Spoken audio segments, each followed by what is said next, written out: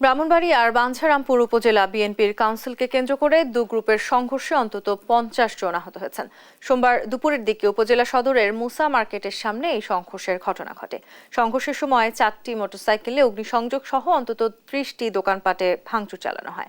স্থানীয়রা জানান, আগামী 20 নভেম্বর উপজেলা বিএনপির কাউন্সিলকে কেন্দ্র করে উপজেলা বিএনপির সাবেক এমপি ও সাবেক ডিআইজি আব্দুল খালেক এবং কেন্দ্রীয় কৃষক দলের যুগ্ম সাধারণ সম্পাদক কৃষিবিদ মেহেদী হাসানের সমর্থকদের মধ্যে উত্তেজনা বিরাজ করছিল।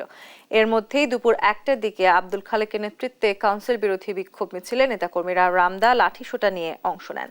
পরে মিছিলটি উপজেলা সদরের মুসা মার্কেট এলাকায় পৌঁছালে অপরপক্ষের সমর্থকরা প্রথমে ভবনের ছাদ থেকে ইট পাটকেল ছোড়ে এবং পরে দেশীয় অস্ত্রশস্ত্র নিয়ে তাদের উপর হামলা চালায়।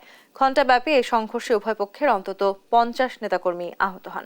আহতদের মধ্যে 30 জনকে উপজেলা স্বাস্থ্য কমপ্লেক্স এবং গুরুতর আহত 4 জনকে ঢাকায় পাঠানো হয়েছে।